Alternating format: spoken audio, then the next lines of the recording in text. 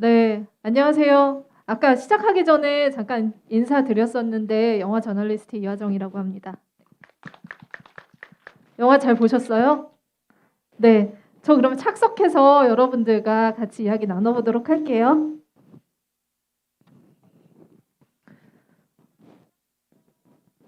오전부터 이 삶과 죽음을 넘나드는 그런 시간을 2시간가량 가졌는데 머리가 좀 지끈지끈하기도 하죠. 네. 어려운 또 영화기도 하면서 한편으로는 또 우리에게 많은 생각을 해주게 하는 소울 영화 보셨는데요. 뭐 이렇게 이미 이제 영화 보신 분들도 많으실 것 같아요. 워낙 이제 또 화제작이기도 하고. 근데 오늘 좀 처음 보신 분들 있으세요, 영화? 아, 네. 아, 뒤쪽에 네, 오늘 처음 보신 많은 관객분들이 오셔서 오늘 더 뜻깊은 시간인 것 같습니다. 미처 보지 못하신 분들은 오늘이 되게 좋은 기회가 되지 않았을까 싶습니다. 어, 보지 못하신 분들도 오늘은 또 이제 그 유튜브로 들어오셔서 댓글 달아주시면 저희가 또 소개를 해드리고 또 이제 같이 이 이야기들 나눌 수 있는 시간이 될 것 같고요. 또 이제 등급 분류 퀴즈도 또 영상물 등급위원회에서 하는 행사니 등급 분류에 대한 이야기들도 많이 할 수 있는 그래서 퀴즈도 푸는 시간도 가지도록 할게요. 정답 맞추시면 오늘은 그 기프티콘 선물도 있으니 많이 많이 참여해 주시면 좋을 것 같습니다. 그리고 또 이제 뭐 영화 이제 그 보신 분들은 유튜브로 댓글 참여도 해주시면 또 이렇게 선정되신 분들께 저 위원회에서 마련한 특별한 선물도 준비되어 있습니다. 되게 많이 오늘은 제공하는 그런 행사예요. 네. 영상물 등급위원회에서 개최하는 이번 행사가 급이 있는 네, 영화인데 벌써 3회째예요. 그래서 3회 보다 풍성하게 지금부터 시작을 하도록 하고요. 자세한 등급 이야기뿐만 아니라 또 소울을 더 이렇게 깊이 알아볼 수 있는 시간을 가져보도록 할 텐데 저 혼자 얘기하는 게 아니라 오늘은 특별한 손님 2분을 모시고 이야기 나눠보도록 하겠습니다. 이지영 음악 칼럼니스트 그리고 또 서명희 위원회 위원님 모시고 함께 이야기 나눠보도록 할게요. 같이 참석해 주셨는데 앞으로 나오시면은 큰 박수 부탁드리겠습니다. 네.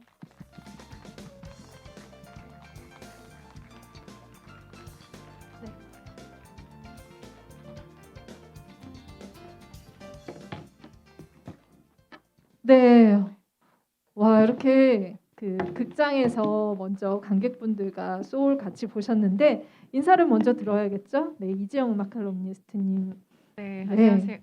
안녕하세요. 저는 음악 칼럼니스트이고 지금 음악 잡지를 맡고 있는데 이지영이라고 합니다. 네. 반갑습니다. 네, 안녕하세요. 저는 영상물 등급위원회 위원 서명이라고 합니다. 현재 영화 소위원회 활동을 하고 있고요. 오늘 이렇게 전체 관람과 영화 소울을 통해서 관객분들과 소통할 수 있는 자리에 마련해서 기쁘게 생각하고요. 오늘 아무쪼록 즐겁고 유익한 시간이 되었으면 좋겠습니다. 고맙습니다.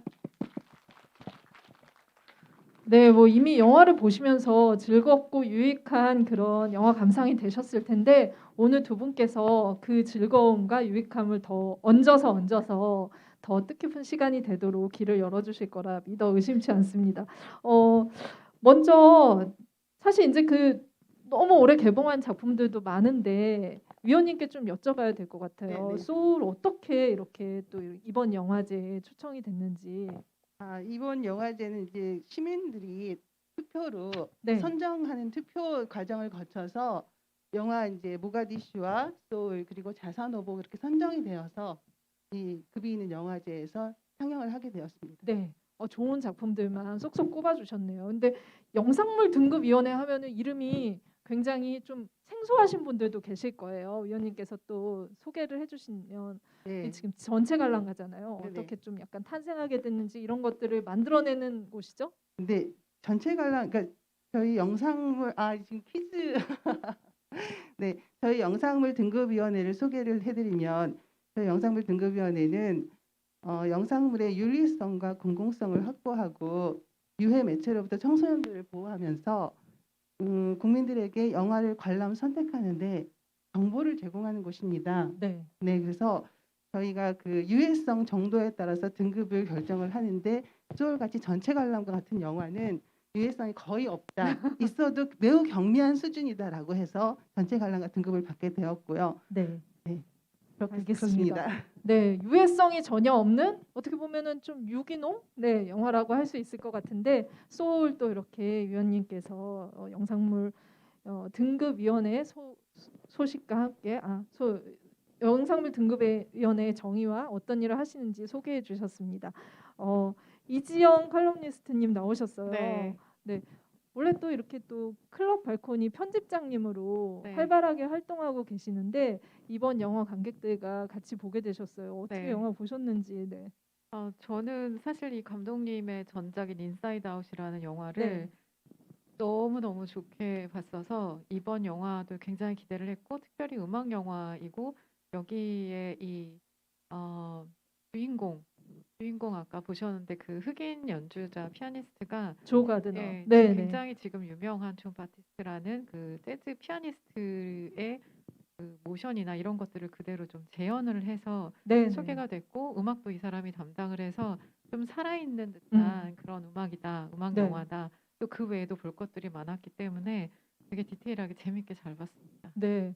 뭐 진짜 여러분들도 느끼셨지만 쉴 새 없이 음악이 나오잖아요. 재즈 음악이 나오기도 하고 그래서 진짜 오늘 게스트를 제대로 네, 모셨다 이런 생각이 듭니다. 이 영화 제가 잠깐 이제 이 영화의 연출부터 어떻게 탄생하게 됐는지 살짝 얘기를 드릴게요. 이 말씀하신 그 너무나 좋아하신다는 인사이드 아웃이나 코코 보셨어요? 네. 이런 작품들이 다 이제 픽사의 작품들인데 이 작품들을 만든 픽사에서 만든 23번째 작품이에요. 그리고 워낙 이제 픽사는 저는 이제 그런 생각이 드는데 이 넘나드는 걸 잘해요. 우리가 현실이라고 생각하는 것, 그 내가 지금 눈에 보이는 것 이런 것들을 넘어서서 뭔가를 이렇게 끄집어내는 것들에 좀 능한 제작사다라는 생각이 들어요. 이 몬스터 주식회사 보셨어요? 네. 몬스터 주식회사 보면은 벽장문 열고 들어가잖아요. 그 안에 그런 세계가 펼쳐 있을지 사실 잘 모르는데 이런 것들을 애니메이션으로 만들어 주는 거죠. 그리고 코코는 보셨어요? 코코도 보면서 눈물 막 흘렸잖아요. 그 주인공이 가서 이제 자기 아버지를 찾으러 가는 얘긴데 이 현실 세계뿐만이 아니라 그 너머에 사후 세계를 그린 또 작품이죠. 이번 작품은 진짜 더 진짜 영역을 확장한 것 같아요. 정말 저는 태어나기 전 세상이 있는지도 몰랐었어요. 태어나기 전 세상을 완벽하게 그려내고 애니메이션으로 구현을 해서 픽사의 작품이 어떤 것이다를 완전히 보여준 작품. 그래서 이 영화의 주인공 이름이 22잖아요. 이게 23번째 작품이에요. 어떻게 보면은 그 전까지 작품은 픽사에 태어나기 전 작품이고 23번째 이 작품이 정말 그 픽사의 모든 것들을 집대성한 작품이라는 생각이 들 정도로 굉장히 결정체 같은 작품이다라는 생각이 들었습니다. 그래서 오늘 이렇게 이 저 세상을 넘나드는 작품에 대해서 지금 음악적으로도 또 이렇게 등급위원회에서도 어떻게 바라보는지 다시 한번 좀 살펴보는 그런 시간이 될 것 같다는 생각 드네요. 네. 근데 위원님 근데 사실 애니메이션은 대부분 네. 전체 관람가죠. 유해한 요소가 많이 없잖아요. 그렇지만도 않습니다. 전체 관람가 영화가 주로 있지만 그 유해성 정도에 따라서 청소년 관람 불가 애니메이션도 있습니다. 네, 네, 네. 네. 앞으로 뭐 오늘 지금 초등학생 관람객들도 굉장히 많이 보이시는데 나중에 조금 더 크면은 또 이렇게 조금 유해한 네, 청소년 관람 불가 영화도 보실 수 있을 것 같고 오늘은 모두가 즐길 수 있는 그런 영화 네, 소울에 대해서 이야기를 해보도록 하겠습니다. 일단은 제가 계속 이제 그 픽사가 너무 넘나드는 걸 잘한다라고 했는데 이 태어나기 전 세상을 구현을 했잖아요. 태어나기 전 세상을 음악으로 표현을 하면 어떻게 할까 했는데 여기 답이 있었어요. 네, 어떻게 보셨어요?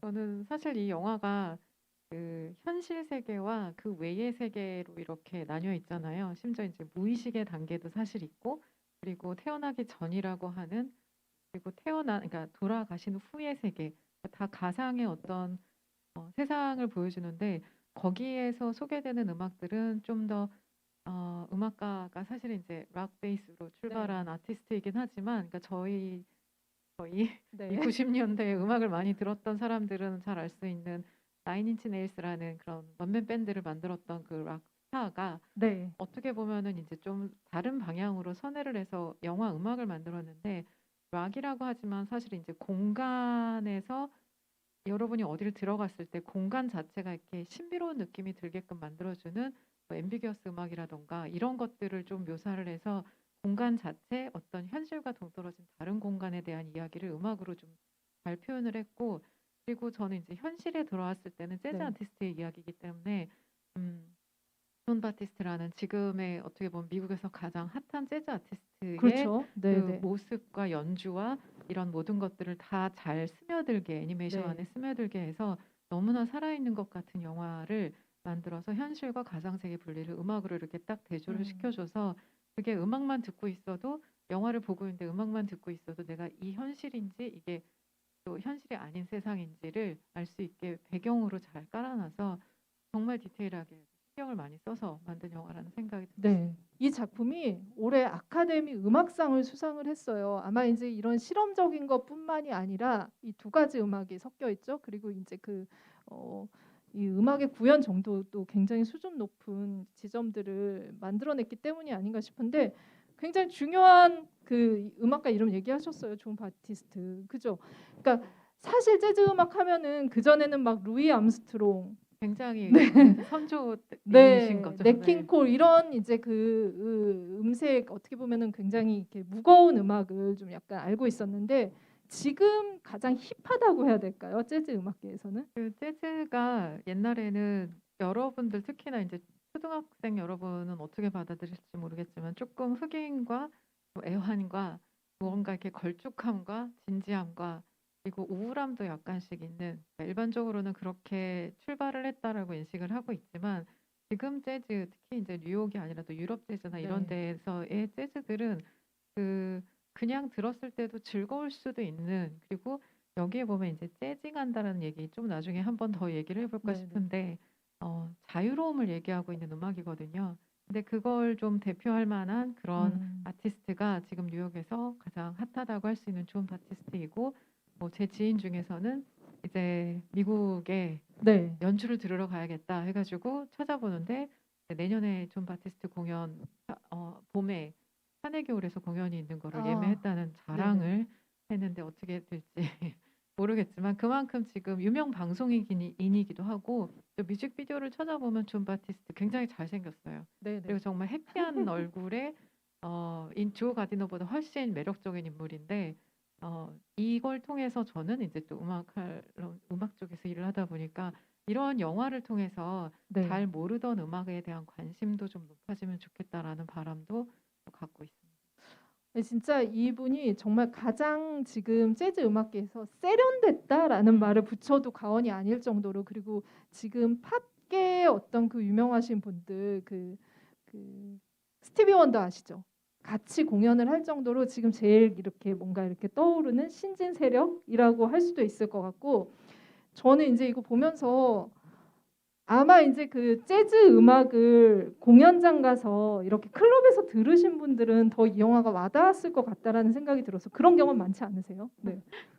그러니까 저는 이제 클래식 쪽을 주로 하기 때문에 유럽을 많이 가고 미국을 가더라도 미국에 네. 가면 꼭 이 빌리지 뱅가드나 이런 영화에 나온 네. 근데 여기는 이제 하프노트라고 돼 있지만 이제 원래는 블루노트라는 게 상징적으로 가장 유명한 재즈 클럽이고 또 여기에 이 연주를 하려고 갔던 그 공간 이렇게 조그만 동그란 이렇게 천막으로 이렇게 돼 있고 사실은 이제 빌리지 뱅가드는 네. 지하로 내려가거든요. 그리고 그 명성과 이런 걸 막 생각했을 때 막상 뉴욕에 딱 도착하면 약간 애게 막 이런 느낌이 들 정도의 네. 소박해요. 그리고 음. 들어가면 그 공간이 그렇게 크지 않고 하지만 그 안에서 많은 역사들이 있었기 때문에 그 안에 앉아 있고 음악을 듣는 것만으로도 굉장히 좀 설레고 그 공간 안에서의 공기 자체도 굉장히 좀 특별하게 느껴지는 그런 느낌이 있죠. 네, 보는 사람도 이렇게 그 특별하게 느껴질 정도니 그 조 가드너한테는 그 무대에 서는 게 얼마나 선망의 대상이었겠어요. 그래서 그렇게 목매달던 그 공연에 서게 된 날 하필 공연하기도 전에 이렇게 사후 세계로 빠져드는 사고를 당하게 되는 거죠. 그러니까 제가 보기에는 주인공이 영화 역사 통틀어서 가장 먼저 죽은 가장 빨리 죽은 영화로도 이 소울을 기억하게 될 정도로 보통은 죽고 나면은 더 이상 얘기가 펼쳐지지 않잖아요. 근데 이거는 죽고 나서 얘기가 시작되는 아주 기발한 작품이었다라는 생각이 듭니다. 아까 편집장님 설명해 주신 것처럼 그 조 가드너 애니메이션 캐릭터인데 실제로 너무 연주하는 것처럼 잘하잖아요. 이게 실제 존 바티스트의 동작 하나하나를 모션 캡처해서 저희 뭐 골룸이나 이런 거 할 때 이렇게 실제로 배우가 액팅한 거를 모션 캡처해서 컴퓨터 그래픽으로 변환하는 거잖아요. 그걸 한 거예요. 그래서 실제 연주하는 것과 거의 똑같은 모습처럼 보이게 하는 그런 장치를 해서 더 애니메이션이지만 우리가 정말 그 뉴욕의 어떤 클럽에 가 있는 듯한 그런 인상을 주게 되는 거죠. 이 부분이 진짜 좋았던 것 같은데 어떤 곡이 또 좋으셨는지. 네. 네. 네. 저는 사실 여기 처음에 시작할 때 네. 그 학생들을 대상으로 음악을 연주를 하잖아요. 네. 엉망진창으로 하잖아요. 근데 거기에 이제 When We Wish Upon a Star라는 곡이 있고 그리고 맨 또 마지막에 It's Alright이라는 네. 곡이 있는데 약간 이게 어떻게 보면은 대표곡이죠. 네, 네.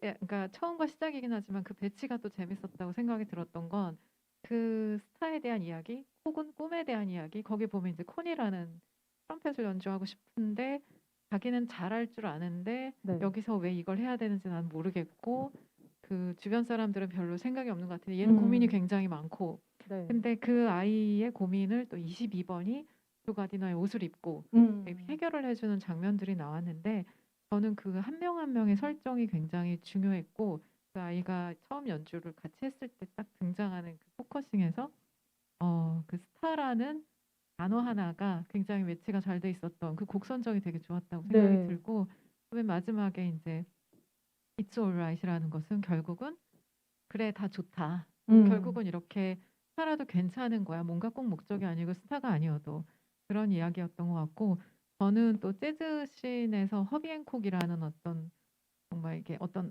대표적인 아이콘 같은 인물의 바디 앤 소울이라는 곡이 있어요.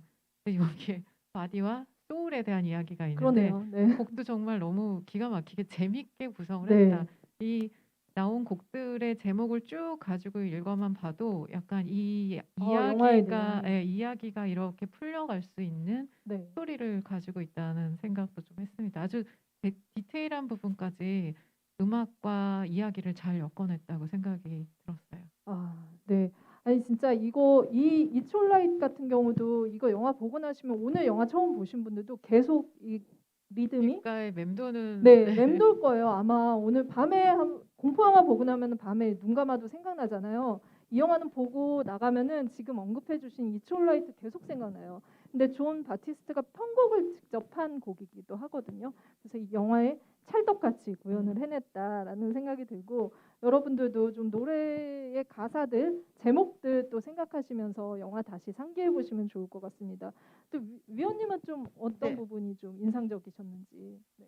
저는 이제 음악에 대해서는 잘 모르니까 장면으로 네, 네. 제가 인상 깊었던 장면은 많은 분들이 공감을 하실 텐데 꿈을 이룬 그 조가 집에 돌아와서 피아노 앞에 앉아서 과거를 회상하는 장면. 네. 그 장면에서 그 가슴이 뭉클하면서 내가 여태까지 어떻게 살았는지 인생을 네네 그런 느낌. 뭐 너무나 바쁘게만 살아와서 놓치고 산 것들이 네. 너무나 많다라는 생각, 뭐 일상의 감사함을 느끼고 또 곁에 있는 가족의 소중함을 새삼스럽게 느꼈다. 그런 감정을 느꼈습니다. 네. 네. 엄청난 역할을 자기 인생을 반추하게 하는 그런 작품을 만드셨네요. 이 피트 닥터 감독이 그 전에 이제 만든 작품 인사이드 아웃 같은 경우는 자기 딸을 보고 만들었대요. 딸의 머릿속에 이 딸이 어떻게 이렇게 지금 여러분들의 인격이 어떻게 형성됐는지 그거를 자기 딸을 보면서 얘가 어떻게 이렇게 됐지라는 생각을 막 헤집어 보다가 애니메이션으로 만들게 됐고 이 작품 같은 경우에는 자기 아들이 이미 이제 그 태어나기 전부터 이런 성격을 갖고 있는 게 아닐까 궁금증에서 출발을 해서 이제 만들었다고 하는데 자기 가족을 참 잘 활용을 해서 영화를 만든다라는 생각이 듭니다. 그런 이제 그 리얼한 캐릭터들이 있었기 때문에 리얼한 인물들이 있었기 때문에 이 영화가 위원님의 인생을 돌아보게 네. 만들 정도로 네, 그런 반향을 불러일으키는 게 아닐까라는 생각이 드네요. 네. 이 작품에서 중요한 게 사실은 지금 이제 계속 이제 철학 얘기, 인생 얘기가 나올 수밖에 없다라는 생각이 드는데 22라는 문제적인 인물이 아닐까 싶습니다. 네. 이 22라는 숫자가 포함하고 있는 것들도 되게 함축적일 것 같은데 얘는 왜 이렇게 안 태어나려고 하는 걸까요? 영화에서 계속 이제 그 이유를 대긴 하는데 그냥 또 이 편집장님이 보시기에는 이 20이라는 캐릭터의 마음에 대해서 좀 어떻게 생각하셨는지. 아, 지금 저는 사실 여기서 제일 조금 신경이 많이 쓰이는 게 저 뒤에 계신 초등학생, 40명의 초등학생인데, 눈동자. 네. 그러니까 이 이야기를 이제 여러분이 보시기에 조금 더 성장을 하게 되면 이제 사춘기든 뭔가 어떤 시기에 다다랐을 때, 한 번쯤은 이런 상황이 닥칠 수도 있을 것 같아요. 인생 뭐 있어. 그다음에 좀 시니컬해지고, 그리고 내가 뭘 좀 아는 것 같은데 재미없다. 네. 이런 걸 느끼게 되는 시기들이 한 번쯤은 있을 거예요. 근데 이 영화가 저는 그 여러분이 나중에라도 한 번쯤 다시 나이가 한참 들어서 내가 어릴 때 봤던 영화 하면서 떠올려서 다시 보면 네. 또 다른 느낌으로 다가올 것 같은 게 이 22에게 오히려 공감, 쟤 왜 저래라고 지금 볼 수도 있겠지만 22의 마음에 공감이 가는 시기가 올 수도 있을 것 같거든요. 근데 22가 왜 이렇게 시니컬해졌을까를 보면 나중에 조 가디너가 돼서 네네.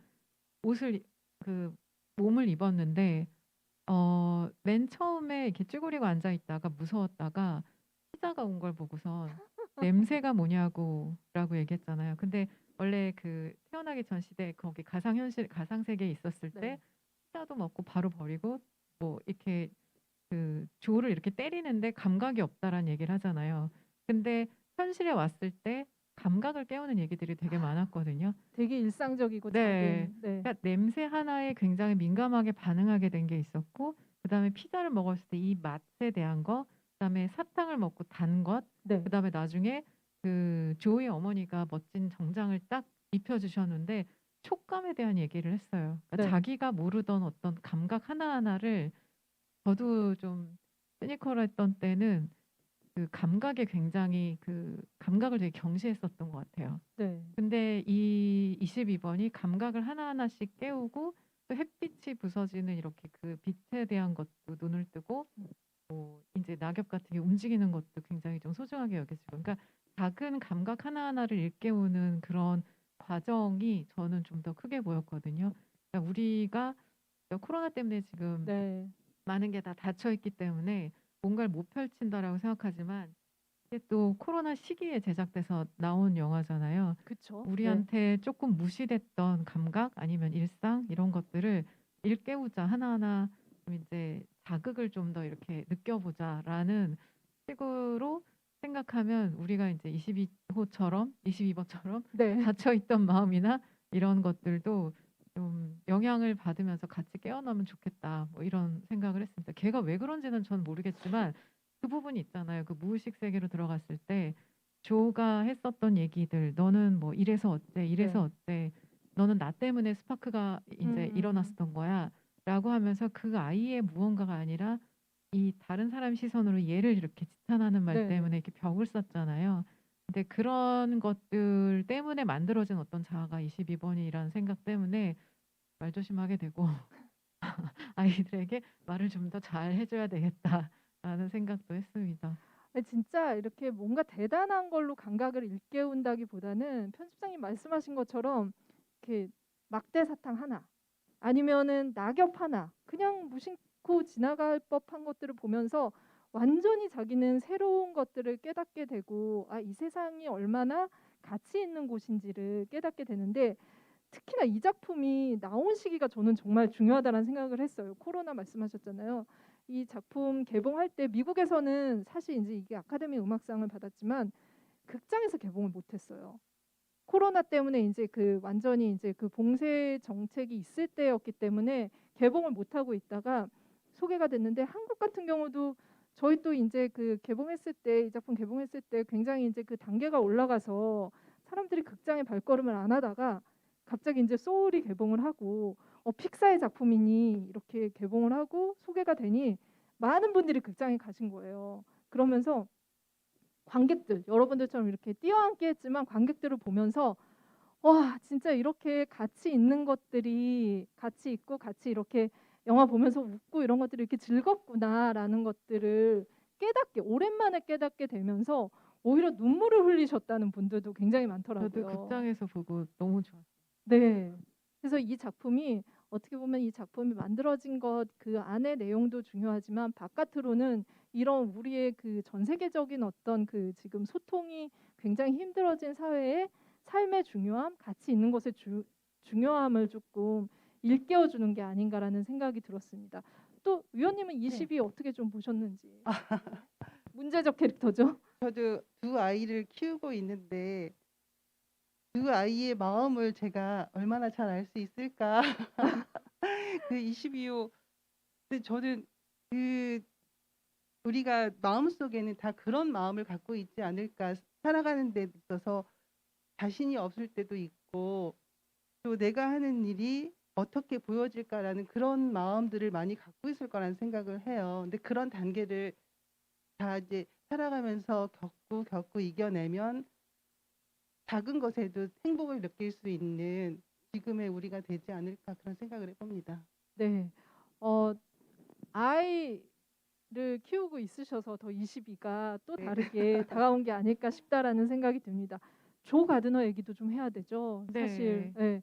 근데 진짜 이 꿈에 그리던 무대에 서기만 하면 나의 어떤 것들이 다 해결될 거라고 생각했던 조였는데 실상은 그 무대에 서고 나서 오히려 다른 또 깨달음을 얻게 돼요. 굉장히 중요한 또 지점을 일깨워준 캐릭터가 아닌가 싶었거든요. 편집장님은 어떻게 보셨는지.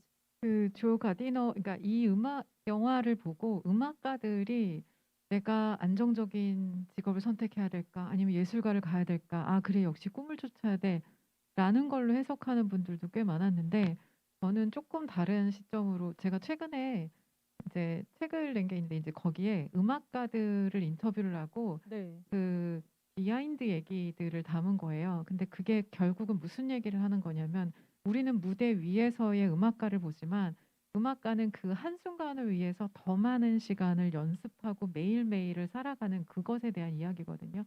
조 가디너라는 사람은 뮤지션이 되고 싶다라는 그 뮤지션의 그 어떤 포인트 자체, 그거를 성취했다고 하는 순간 그 다음은 뭔가요라고 물어봤을 때 내일 또 다시 여기 와서 연주해야지라는 말에 멘붕이 왔었잖아요. 네. 근데 그 부분을 보면 이제 그 요즘에 이제 수능도 끝나고 자기 전공을 선택한다라는 친구들도 있고, 그런데 나는 의사가 될 거야, 나는 뭐 연예인이 될 거야, 나는 영화 배우가 될 거야, 이렇게 되지만 그 배우 자체에 대한 어떤 명사가 내가 그게 되고 싶은 게 왜 되고 싶은지에 대한 그 동사형의 형태. 그러니까 뮤지션이 됐거나 이제 콩쿠르에 우승을 했으면 사실은 그 다음부터가 ing거든요. 계속 매일매일이 이루어져야 되는데, 이 조 경우는 뮤지션, 의사 아니면은 연예인, 무슨 상을 받았다 그 자체에서 끝났다고 생각하고 거기서 그 다음을 생각을 못했던 것 같아요. 네. 사실 결혼도 결혼식을 하는 순간부터 새로운 시작인데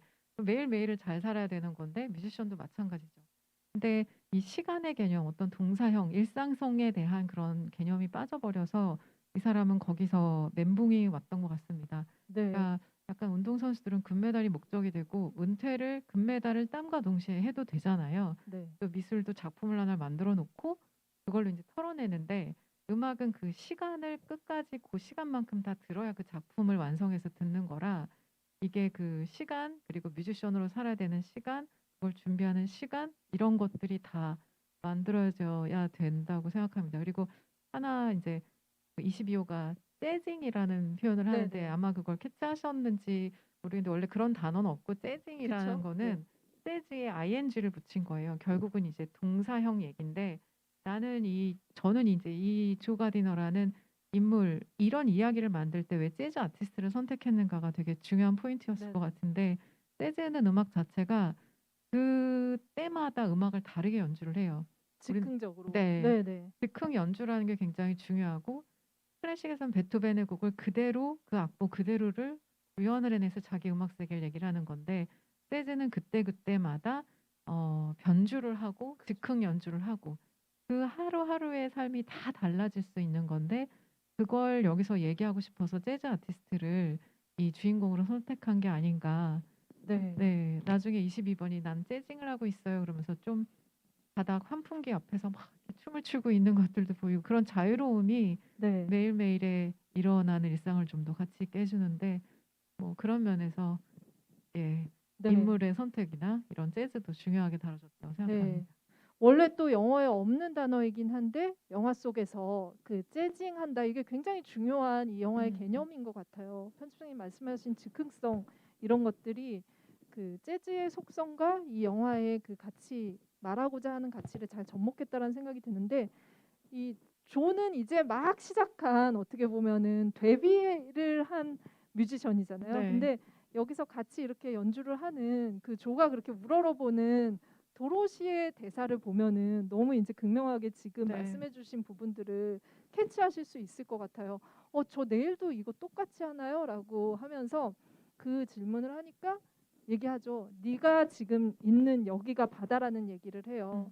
이 매일매일 살아가고 있는 한순간 한순간이 너무 중요한데 사람들은 더 큰 어떤 그런 것들이 있을 거라고 생각하고 그것만 이루면은 내 인생이 성공했을 거라고 생각을 하고 그게 안 되면 나는 실패한 인생이라고 생각하니까 자꾸만 이제 우리가 의기소침해지고 나는 좀 실패한 거 아닐까? 다른 사람들은 되게 이렇게 성공한 삶을 살고 있는데 잘못 살고 있는 게 아닐까 하고 자기를 반성하게 되는 건 거죠. 근데 사실은 그 지금 순간순간 지금 심지어 우리 같이 이렇게 영화를 보는 이 순간조차도 어떻게 보면은 내일이면은 다시 돌아오지 못할 수도 있는 소중한 순간이라는 거. 그래서 여기서 최대한 많이 질문도 하시고 상품도 받아가서 또 이렇게 소중한 순간을 만드는 게 중요하지 않을까 싶습니다. 그래서 제가 그 중요한 순간을 조금 더 만들어 드리려고 이렇게 준비도 해왔어요. 네. 그래서 이 지금부터는 영화 얘기 잠깐 접고 등급 분류 OX 퀴즈를 좀 풀어볼까 하는데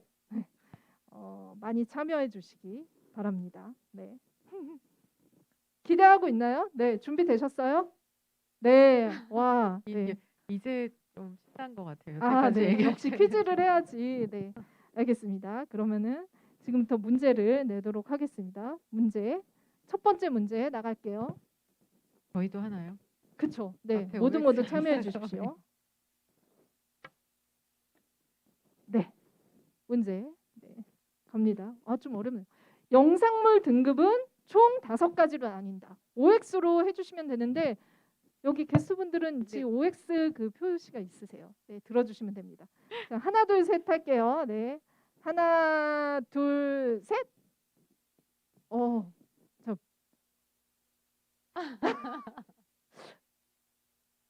5가 지금 압도적으로 맞나요? 저희가 답을 네네네. 그러면 네, 들어주세요. 네. 약간 잠깐만 편집장님은 약간 눈치를 보고 드시네요. 네. 그죠? 네. 저- 여러분들의 의견을 반영해서 네, 5를 드셨고 네, 저는 너무 잘 아실 네, 것 그럼 같아서. 저는 나중에 들어야 될 네. 것 같다라는 네, 생각이 네. 괜히 드셨다가는 네. 힌트를 주시는 게 될 것 같다라는 생각이 듭니다. 그러면은 저희가 답을 알아보도록 하겠습니다. 네. 5가 많으세요. 네. 누가 맞췄는지 볼게요. 네. 와! 네. 대부분 맞으셨습니다. 와. 네. 영상물 등급은 전체 관람가 그리고 또 오늘 이제 소울 보신 네, 영화 전체 관람가고 12세 이상 관람가, 15세 이상 관람가, 청소년 관람 불가 더 높은 것 뭘까요? 19? 네. 네. 상영 금지? 네, 상영 금지. 네. 제한 상영가라는 또 이렇게 거의 상영 금지에 해당하는 제한 상영가로 나뉩니다. 네, 그래서 위원님께 네. 네, 이 5가지 분류가 있는데 좀 설명을 좀 들어보죠. 네, 영상물 등급은 말씀하셨듯이 5개의 등급으로 나뉘어져 있습니다. 전체 관람가, 12세 이상 관람가, 15세 이상 관람가, 청소년 관람 불가, 그리고 제한 상영가로 이렇게 되어 있는데요. 이런 등급은 우리나라에서만 시행하고 있는 게 아니라 외국에서도 이런 비슷한 등급 제도를 운영을 하고 있고요. 또 영국이나 호주, 뉴질랜드 같은 경우는 우리나라와 비슷하게 정부 산하 기관에서 등급 분류 제도를 운영하고 있습니다. 특히 그 뉴질랜드 같은 경우는 등급 체계가 총 11개로 우리나라보다 좀 더 세부적으로 나뉘어져 있어서 청소년들이 연령에 맞는 영상물을 시청하고 또 보호자의 역할을 강조하는 그런 특이점이 있다고 볼 수 있습니다. 그리고 여러분들이 말씀하셨던 잘 모르셨던 제한 상영가에 대해서 잠깐 설명을 해드리면 영상 표현에 있어서 선정성이나 폭력성, 사회적 행위 등이 표현이 지나치게 과도해서 인간의 보편적인 존엄이나 사회적 가치, 선량한 풍속이나 국민의 그 정서를 현저하게 해할 우려가 있는 작품에 대해서 내려지는 등급인데요. 영화에서는 제한 상영가라고 말을 하고 비디오에서는 제한 관람가라고 얘기를 합니다. 네. 이 제한 상영가 같은 경우는 우리나라에서만 시행하는 것이 아니라 이것도 마찬가지로 외국에서도 이런 비슷하거나 또는 같은 등급이 시행을 하고 있는데 불가리아나 스페인의 X 등급, 아르헨티나의 C 등급, 싱가포르의 R21 등급이나 프랑스의 18세 미만 관람 불가 등급 같은 것이 영상물 등급위원회의 제한 상영과 같은 형식으로 된 등급이라고 보시면 될 것 같습니다. 네.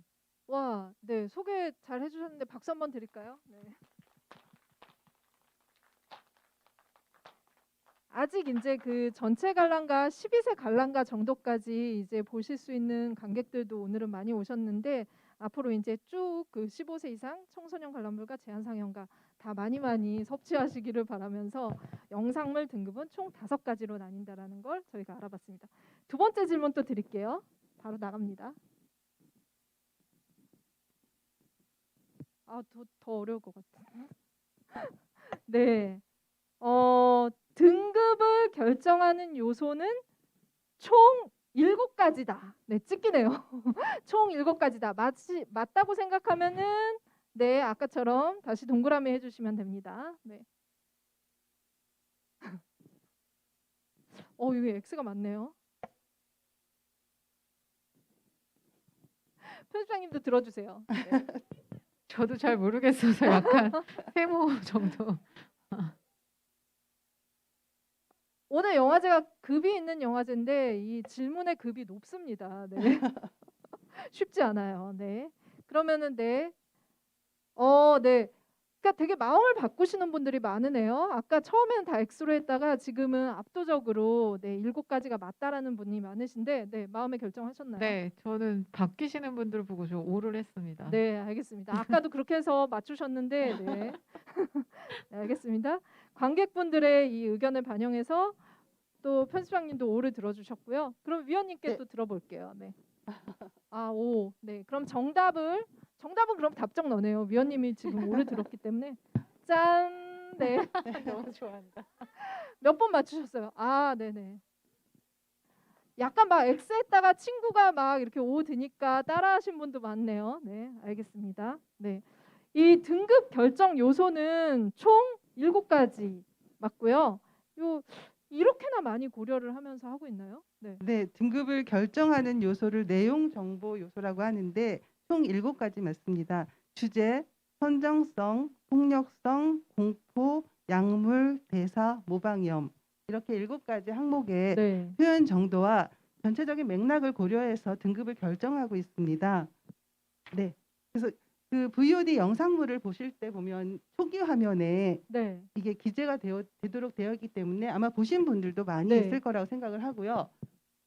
이 내용 정보 표시 제도에 2021년 1월 1일부터 개정이 되었는데요. 그 전에는 7가지 항목을 전부 표시하도록 되어 있었던 것이 이제는 등급을 결정하는 중요 항목 3항목, 최대 3항목 그리고 표시 시간도 3초 이상으로 표시하게 이렇게 바뀌었기 때문에 아마 이제 영상물을 볼 때 해당의 내용 정보를 확인하시기에 더 쉽고 명확하게 하실 수 있을 거라고 생각합니다. 네. 오늘 이렇게 이 설명 들으시고 앞으로 이제 영화 선택하실 때 지금 말씀하신 등급 분류들도 주의 깊게 보시면은 좋을 것 같아요. 소울 같은 경우는 이렇게 나눠지죠. 네. 주제 선정성, 네, 폭력성 이런 여러 가지 분야들을 다 이렇게 이모티콘으로 표시하고 있어서 다른 영화들도 보시면서 비교하면 재밌을 것 같아요. 보시기 전에 이제 내가 아직 초등학생이다 이러면은 조금 이제 그 폭력성이나 이런 것들이 높은 것들은 건너뛰는 네 그렇게 제가 하시면 될 것 말씀드렸듯이 같습니다. 이제 그 부분이 개정이 돼서 이제는 네. 전체 관람가는 내용 정보를 표시하지 않고 있습니다. 네, 네, 예. 알겠습니다. 네. 또 네. 마지막 질문. 네. 이제는 좀 약간 익숙해지셨죠? 네, 세 번째 질문 나가도록 하겠습니다.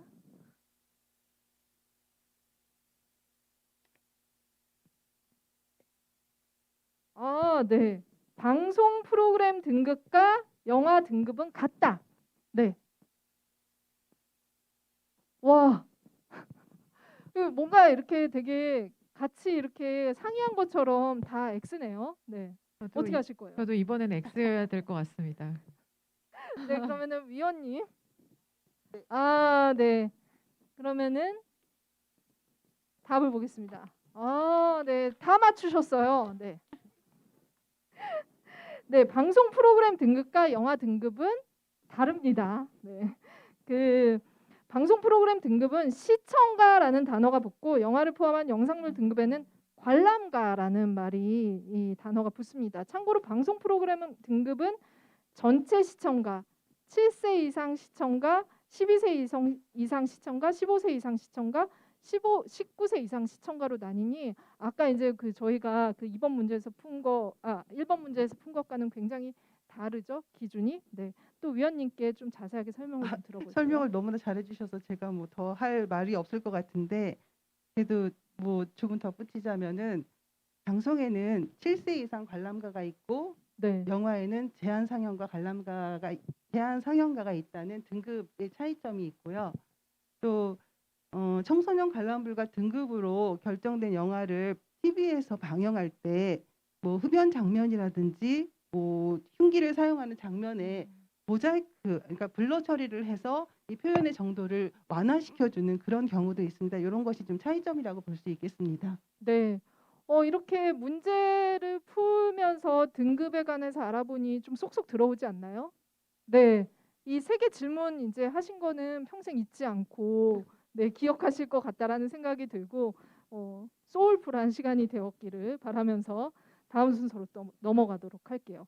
저희가 또 이제 또 전문가분들이 나오셨기 때문에 관객과의 또 질문도 받아보도록 하겠습니다. 질문 있으신 분은 손을 들어주세요. 저희 마이크 드리겠습니다. 아무거나 어떤 것이든 질문하실 수 있어요. 네. 네. 여기 지금 네 번째 줄 관객분.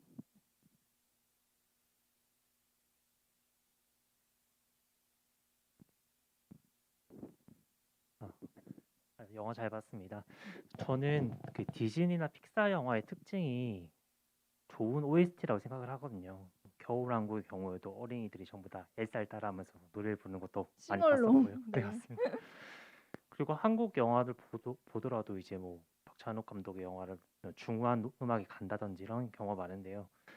그 음악을 선택하는 그런 기준이나 영화에서 그런 포인트가 어떤 게 있는지, 그리고 디즈니 영화가 가지고 있는 그런 음악의 OST의 힘이 무엇인지 생각하시는 게 있으시면 한번 답변 부탁드립니다. 저요? 디즈니 픽사 쪽으로 가서 이쪽으로 가겠구나 그래서 기다리고 있었는데 저는 그냥 제 개인적인 의견인데 디즈니 영화는 처음에 그러니까 제가 이제 박찬욱 감독님과 음악과 이런 영화 얘기를 많이 나눈 적이 있어요. 근데 이제 감독님이 클래식을 좋아하게 된 것, 그다음에 이제 재즈를 특히 좋아하게 됐고 듣게 된 게 디즈니가 만든 판타지아라는 영화 애니메이션이었거든요. 그게 40몇 년 그리고 2000년에 만든 두 가지 버전이 있는데 거기에서 보면 아마도 이제 연령대에 따라서 판타지아를 아시고 모르시는 분이 나뉘시겠지만 그 마법사의 제자라고 미키마우스가 빗자루를 하면서 이제 뭐 이렇게 끄덕거리시는 분 아마 보신 것 같아서 그 영화 그 장면만 봐도 디즈니메이션이라는 말이 있다고 하더라고요. 그러니까 디즈니 영화가 애니메이션 당연히 애니메이션이겠지만 디즈니 영화들을 보면 맨 초반에 짤막한 그 한 5분짜리 네. 약간 그 재치 있는 뭐 이게 음악과 무슨 관계가 있지, 이 영화와 무슨 관계가 있지 싶은 그런 짤막한 영상을 잠깐 틀어줘요. 근데 옛날에 무성 영화 시대일 때도 움직임을 대사가 없지만 움직임을 음악이랑 기묘하게 매치해서 하는 것을 디즈니메이션이라는 표현을 이렇게 쓰시는 분들이 있더라고요. 그만큼 이게 단어가 등장하지 않고 대사가 없더라도 음악과 이 모션 픽처가 같이 연달아서 하나의 작품으로 쭉 읽히게끔 하기 위해서 그 부분을 굉장히 중요시하는 것이라고 알고 있거든요. 그리고 그 아까 다시 또 박찬욱 감독이 판타지아를 얘기를 하면 거기에는 그 마법사의 제자 미키마우스와 마법사가 음악으로 움직이는 것들이 그게 하나하나 동작으로 같이 매칭이 돼 있는데 거기에 클래식 음악이 대부분 들어가 있어요. 그리고 중간에 이렇게 살짝 막간을 이용해서 그 인터미션처럼 있는 부분에 재즈처럼 연주를 하는 부분들이 있고 중간중간. 근데 그때 이제 감독님은 그 시대에 재즈라는 게 이런 건가 보다라는 인상을 받고 재즈를 좀 찾아 듣기 시작하고 그렇게 했다는 얘기를 하셨고, 그러니까 좀 이거는 번외긴 한데 디즈니가 그렇게 음악에 굉장히 관심이 많아서 음악과 이 비주얼을 같이 매칭을 해서 가는 거는 정말 그들이 되게 고수하고 있는 부분인 것 같고, 음악이라는 게 영화와 매치됐을 때 얼마나 큰 그 시너지가 나타나는지를 정말 잘 알아서 활용을 하기 때문에 매번 이 그 OST 상은 정말 휩쓸어 가잖아요. 네. 당해낼 수가 없을 만큼 정말 공을 많이 들이는 것 같고, 마찬가지로 저는 이제 또 박찬욱 감독님과 그 클래식 음악을 많이 쓰신 이유에 대한 이야기랑 이런 것들을 끊임없이 이제 같이 물어보고 얘기들을 하고 그랬는데, 감독님도 아까 제가 이제 기자님하고도 잠깐 얘기했지만 영화 뭐 박쥐라던가 아니면은 아가씨를 제작을 하실 때 영화 전체에 대한 분위기를 이제 미장센으로도 다 보여주지만 그 음악으로 이런 분위기의 영화가 네. 되면 좋겠어라는 음악을 녹음을 해서 배우들한테 다 나눠주신다고 그랬어요. 그래서 그게 들었는데 서로 딴 생각하면 어떡하지라는 생각도 네. 하시지만 그런 분위기면 좋겠다라고 하시면서 네. 영화 내에 음악을 스며들게 해서 또 다른 역할을 하게끔, 음. 그래서 감독님 영화에도 그 저는 이제 금자씨가 굉장히 좋아하는데 바로크 음악이 등장할 때마다 장면 전환이 굉장히 경쾌하게 들어가거든요. 네. 어떻게 보면 좀 어두운 영화일 수도 있지만 그 안에서 장면 전환을 하는 키를 음악으로 쓰시는 게 되게 재밌었고, 어떻게 보면 점점 영화와 음악은 이렇게 떨어지기가 어려울 정도로 역할을 하는 또 다른 배우이지 않을까 그런 생각을 합니다. 저는 그래서 디즈니 영화, 픽사 네. 정말 항상 믿고 보고 듣고 하게 되는 것 같아요. 와, 네. 박수 한번 부탁드릴게요. 네. 그 사실 굉장히 그러니까 영화를 만들기 전에는 사실 영화가 아직 만들어지지 않았기 때문에 아무도 이런 결과물이 나올 거라고 예상을 못 하잖아요. 근데 지금 편집장님 말씀하신 것처럼 음악이나 아니면은 그 미술 작품 혹은 또 이렇게 사진 이런 것들로 연출자들이 가이드를 줘요. 같이 이제 작업하는 배우들이나 스태프들한테. 근데 음악이 훌륭한 가이드가 되는 작품들도 많은 것 같고, 이 디즈니 작품 같은 경우 말씀하신 것처럼 뗄래야 뗄 수 없는 영화 찰떡같이 붙어 있는 그런 음악이 나온 게 아닐까 싶습니다. 박찬욱 감독님이랑 또 이제 조영우 음악 감독님 같이 작업을 하시는데, 최근에는 또 이제 정재일 음악 감독님 기생충이나 오징어 게임 하신 이런 분들도 굉장히 이제 그 영화 음악, 우리한테 잊을 수 없는 영화 음악들을 계속 만들어내고 계시죠. 질문을 하나 더 받아볼게요. 또 질문 있으신 분? 저쪽 뒤 어느 쪽? 네, 저 뒤에. 네. 네, 어떤 질문이 나올지 기대하고 있습니다. 그 영화에서 재즈에 관한 게 많이 나왔는데 네. 재즈가 정확하게 어떤 건지 궁금해가지고. 아, 네. 와, 정말 네, 좋은 질문 감사합니다. 나 재즈가 어떤 건지 이런 거대한 질문에 어떻게 대답할 준비가 되어 있으신가요? 네. 제가 저희 앞에 분이 손을 들으셨을 때 네. 사실 괜찮았어요. 근데 제가 지금 저쪽에서 너무 떨었는데 혹시 네. 혹시 재즈라는 걸 지금 오늘 처음 들으셨을까요? 단어를 처음 들었어요? 아니요. 아니요. 네. 들어는 봤습니다. 네. 네. 사실 재즈라는 음악은 그 역사가 굉장히 깊고, 그리고 조금 어둑어둑한 배경에서 탄생했던 배경이 있는데요. 어, 그 흑인이 있고 그리고 미국에서 특히나 이제 이민자들이 들어온 그 미국에서 프랑스 사람들이 또 있었잖아요. 단지 네. 이제 영국이나 이런 쪽에서만 온 것이 아니라 근데 그 안에서 이제 혼혈이 조금씩 있었고 또 교육 수준이 높았던 그 유럽인들의 입장에서 악기들을 들고 오고 또 군악대들도 있었고 근데 거기에서 같이 만들어진 악기들이 다 클래식 악기들이면서 또 이제 군악이나 이제 군대가 같이 있을 경우 이제 관악이 많이 들어가고 지금 그 아까 그 쿼르텟 같은 경우도 색소폰이 등장을 하고 네. 또 코니는 또 트럼펫을 연주를 하고 이런 것들을 보면 이 악기들의 조합이 일반적인 클래식의 오케스트라 구성과는 조금 다른 형태의 색깔을 띠고 있어요. 그러면서 자기들의 조금 더 우리나라로 말하면 이제 한이라는 것들을 걸쭉하게 표현 네네.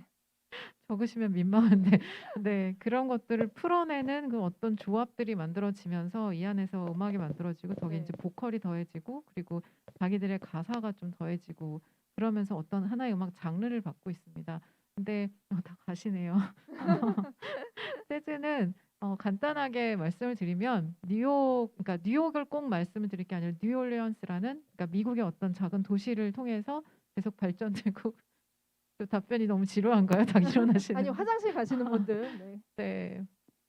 그래서 그런 배경에서 만들어진 미국 음악이긴 하지만 사실은 이게 유럽에서도 어떤 자체의 뿌리를 두고 같이 발전을 해나가고 있어서 유러피언 재즈라는 게 있고 또 뉴욕에서 말하는 음악의 재즈들이 있고 네 답변이 네. 되었을까요? 어디 계시죠? 질문하신. 아니 질문하신 분은 너무 의연하게 네. 아직 앉아 계세요. 네. 네. 편집장님 꿋꿋하게 네. 네. 끝까지. 네. 재즈는 그냥 들을 때 나중에 처음에 들을 때는 조금 어렵게 느껴지는 부분이 있을 수도 있어요. 사실 어른이 돼서도 재즈를 듣는 게 그냥 배경음악으로만 듣게 되지 그걸 진지하게 듣기에는 좀 어려운 부분이 없지 않습니다. 그런데 한번 듣기 시작하면 굉장히 그게 안에 몸에 뭐 이렇게 딱 스며들어서 좀 불편할 정도로 이렇게 떨어지지 않는 그런 음악인데 그거를 조금 더 커서 꼭 듣게 되셨으면 좋겠고 좋아하게 되면 좋겠네요. 다 가셨는데 이분은 끝까지 제 답변을 들으려고 네. 있어 주셔서 너무 고마워요. 와, 질문자께 박수를 네. 드릴게요. 질문에 답이 잘 됐나요? 아니죠. 네. 아, 네. 감사합니다. 고맙습니다. 아, 감사합니다. 네. 재즈는 그냥 틀어놓고 어렵다 생각하시지 마시고 그냥 스트레스 받지 않고 이렇게 감상을 하시면서 점점 빠져들게 되는 한번 들어가면 못 나온다고 합니다. 그래서 오늘 질문 주신 분도 재즈 음악 앞으로 많이 들으면 좋을 것 같습니다. 저희 유튜브로도 그 또 질문을 받아서 유튜브 질문도 소개를 좀 해드릴게요. 등급 분류에 관해서 네, 위원님께 질문이 들어왔어요. 네. 소울은 유해성이 전혀 없다고 판단하셨는지 이게 전체 관람가인데 어떻게 이렇게 등급이 결정이 됐는지. 네, 아무래도 전체 관람가니까 유해성이 전혀 없다라고 말씀을 드려야 하는데 이게 중간중간에 약간씩 공포스러운 그런 장면들이 포함이 되어 있습니다. 네, 그런데 태어나기 전 세상으로. 네, 네, 이 표현 정도가 그 미취학 아동 전체 관람가는 미취학 아동을 포함한 연령을 대상으로 하고 있기 때문에 전체 관람가 등급을 결정할 때는 다른 등급보다 오히려 더 많이 심사숙고해서 결정을 하게 되거든요. 근데 이 그런 약간의 공포스러운 그런 장면들이 있기는 하지만 이게 전체 그 등급에 큰 영향을 미칠 만한 그런 수준은 아니라고 판단이 되어서 네, 전체 관람가 등급을 결정하게 되었습니다. 네, 유튜브 댓글은 그러면은 여기까지 소개를 해드리고요. 오늘 이렇게 그 초등학생 단체 관람 하신 분들은 싹 다 나가셨어요. 그죠? 저 지금 다음 일정이 있으신가 너무 봐요. 갑자기 땀이 나는 게 네. 유튜브로 보신다고 하니까 저의 재즈 답변은 좀 무시해 주시고 여러분 저기 재즈 평론가 황덕호 씨가 진행하는 그 채널이 있습니다. 거기 가시면 재즈에 대해서 정말 깊이 있게 사실은 제가 이 자리에 선배님이 오셔야 되는 거 아니냐 그래서 듣고 그랬는데 네. 네 아무튼 그걸 통해서 재즈에 대해서 꼭 좀 더 심도 있게 그리고 유튜브 구독도 해주시고 좀 부탁드리겠습니다. 네, 내년에는 그럼 황덕호 평론가님도 같이 오셔서 또 음악 얘기 해주셔도 될 것 같고, 네, 그 채널도 많이 구독해 주세요. 되게 좋아하시겠다, 그죠? 네, 우리가 이렇게 홍보하고 있는 걸 이걸 꼭 알면. 봐주셨으면 좋겠습니다. 네. 현장 질문이 혹시 더 있으시면 네, 한 분, 네, 두 번째 줄. 네.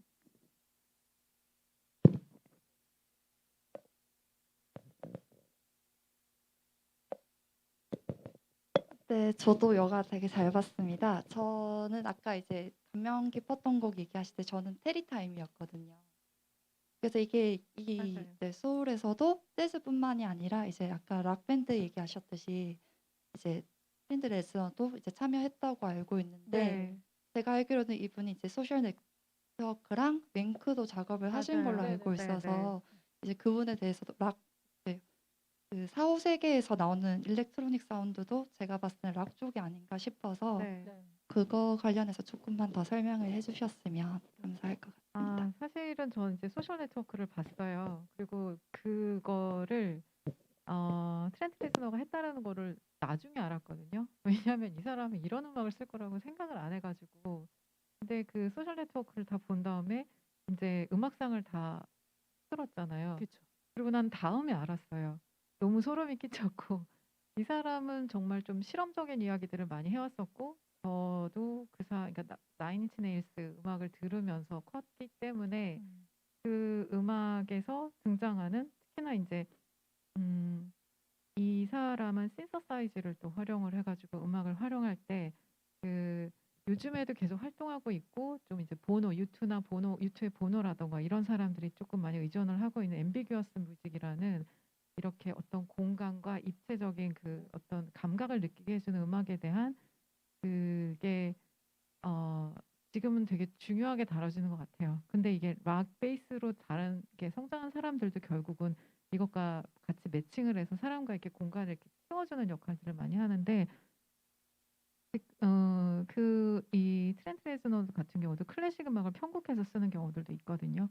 이게 장르 간의 어떤 베이스에서 출발은 하지만 사람들이 음악이란 장르 안에서 그리고 우리가 살아가는 환경 안에서 녹아 들어가게 하는 음악은 얼마든지 교집합이 만들어질 수 있구나라는 생각을 해서 다시 한번 이 사람이 너무 대단하다는 생각을 했고 그리고 그 편곡을 좀 이렇게 듣다 보면 약간 그 옛날에 이 사람의 베이스였던 그 메탈풍의 그런 그 향수 같은 것도 네. 좀 느껴지고 그래서 그 색채감이 참 다양한 사람이다라는 생각을 할 수 있었고 그리고 요즘에는 지금 이 사람의 경우도 그렇지만 그 현대음악 작곡가들이 이 현존하고 있는 락 베이스의 음악가들이랑 교집합을 갖고 있는 부분들이 굉장히 많고 그분들이 영화 음악에서 만나요. 그래서 약간 디아울스라던가 아니면은 그 컨택트 그 막스 리터 아니면은 그 박찬욱 감독하고도 같이 했었던 미니멀리즘 작곡가 제가 지금 네.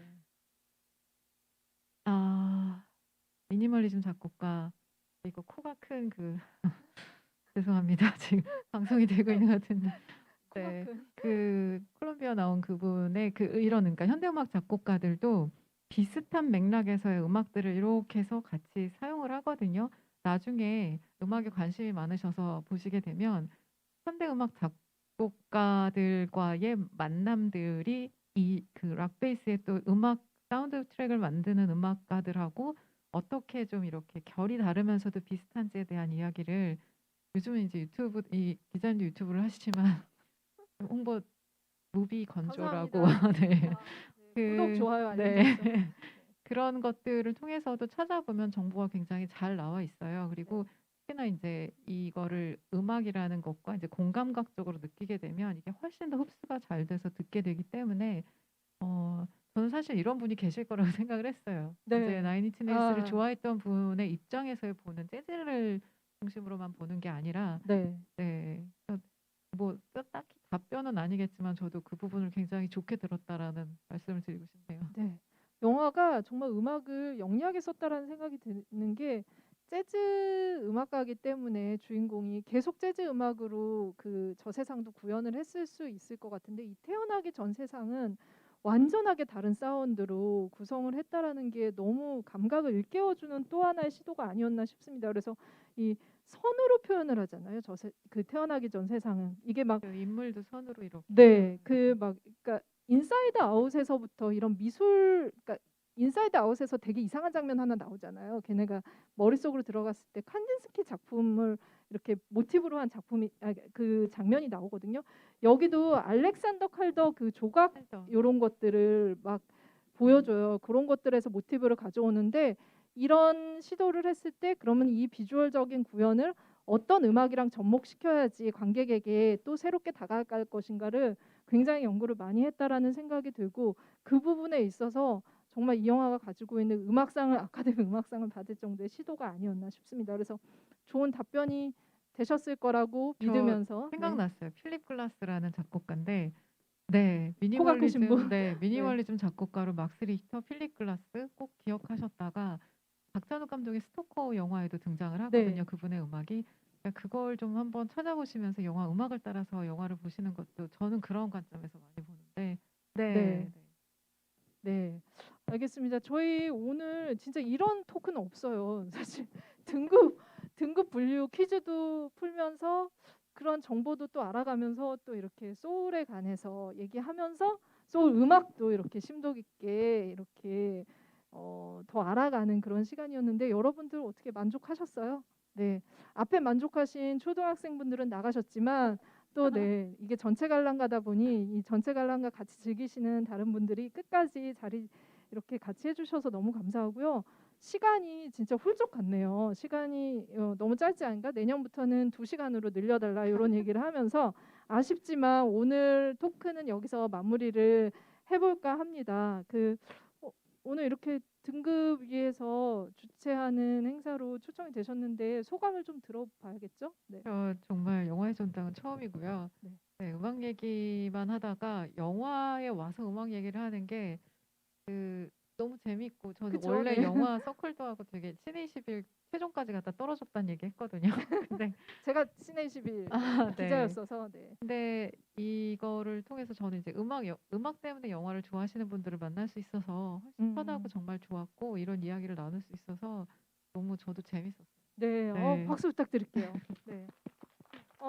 서명 의원님 이렇게 네. 어려운 그 등급의 개념을 또 설명을 해주셨는데, 네. 네, 이 관객과의 그 자리를 전체 관람가라는 영화를 놓고 봤을 때 저는 굉장히 편안한 마음으로 사실 왔는데 네. 얘기를 들을수록 이게 쉽지만은 불편하셨나요? 않구나. 네, 그래서 오늘 몰랐던 음악에 대해서도 음악의 세계에 대해서도 굉장히 저도 많은 걸 알아가고 굉장히 네. 유익한 시간이었고 아무래도 제가 위원회 위원이다 보니까 등급에 대한 얘기를 하지 않을 수가 없는데 오늘 네. 이런 급이 있는 영화제를 통해서 여기 오신 분들뿐만 아니라 그 유튜브를 통해서 보시는 모든 분들이 등급에 대해서 조금 더 관심을 가져주시고 이런 관심으로 요즘은 영화뿐 아니라 그 OTT를 통한 영상물이 정말로 많이 넘쳐나는 시기거든요. 그래서 위원님들이 더 바빠지시는 때이기도 해요. 네, 그래서 등급에 대한 관심이 연령에 맞는 영상물을 관람하고 시청하는데 도움이 되는 그런 것으로 이어지기를 바라겠습니다. 네, 박수 부탁드릴게요. 네. 이렇게 3회 급이 있는 영화제 어제 이제 모가디슈 이어서 오늘 소울까지 또 보게 됐는데 올해 화제작들은 이제 급이 있는 영화제만 와도 이제 이 세 편만 봐도 좋다라는 생각이 들 정도로 풍성한 또 기회가 되지 않을까 싶습니다. 한 번 더 남아 있어요. 자산어보를 이제 지금 몇 시부터 하죠? 네. 3시부터 네, 또 상영을 할 거기 때문에 관심 가지고 소울 못 보신 분들은 자산어보부터 봐주셔도 좋을 것 같고요. 아까 이렇게 댓글도 달고 문제도 풀었는데 상품은 언제 주냐 궁금해하실 텐데 12월 중에 네, 그 위원회 홈페이지에 당첨자를 공지를 할 거예요. 그래서 언제 불시에 또 선물이 들어오면은 소울처럼 그 순간을 즐기시면은 좋을 것 같습니다. 온 오프라인으로 이렇게 저희와 함께 끝까지 참석해주신 모든 분들께 진심으로 감사하다는 말을 드리면서 여기서 그러면은 유튜브 라이브 분들께도 인사를 드려야 될 것 같네요. 네, 이렇게 드릴까요? 네, 감사합니다. 네, 저희 자산어보로 또 만나요.